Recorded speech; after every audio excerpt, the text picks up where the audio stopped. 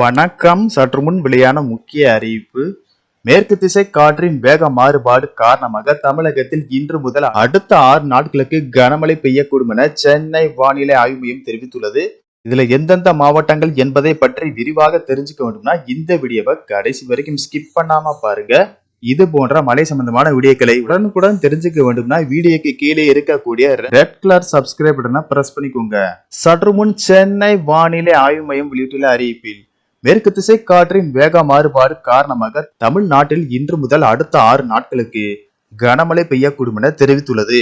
அதன்படி இன்று தமிழ்நாடு, புதுச்சேரி மற்றும் காரைக்கால் பகுதிகளில் ஓரிரு இடங்களில் இடி மின்னலுடன் கூடிய லேசானது முதல் மிதமான மழை பெய்யக்கூடும்.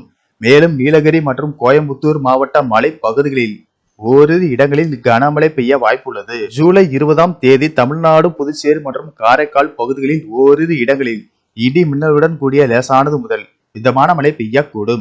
21 முதல் 24ஆம் தேதி வரை தமிழ்நாடு, புதுச்சேரி மற்றும் காரைக்கால் பகுதிகளில் ஓரிரு இடங்களில் லேசானது முதல் மிதமான மழை பெய்யக்கூடும். சென்னையை பொறுத்தவரை அடுத்த 48 மணி நேரத்திற்கு வானம் பொதுவாக மேகமூட்டத்துடன் காணப்படும். நகரின் ஒரு சில பகுதிகளில் இடி மின்னலுடன் கூடிய லேசானது முதல் மிதமான மழை பெய்யக்கூடும். மேலும் இன்றும் நாளையும் தென் தமிழக கடலோர பகுதிகள், மன்னார் வளைகுடா மற்றும் அதனை ஒட்டிய குமரி கடல் பகுதிகள், ஆந்திரா மற்றும் வங்கக்கடல் பகுதிகளில் சூறாவளி காற்று மணிக்கு 65 கிலோமீட்டர் வேகத்தில் வீசக்கூடும் என்பதால் மீனவர்கள் அந்த பகுதிகளுக்கு செல்ல வேண்டாம் என எச்சரிக்கை விடுக்கப்பட்டுள்ளது.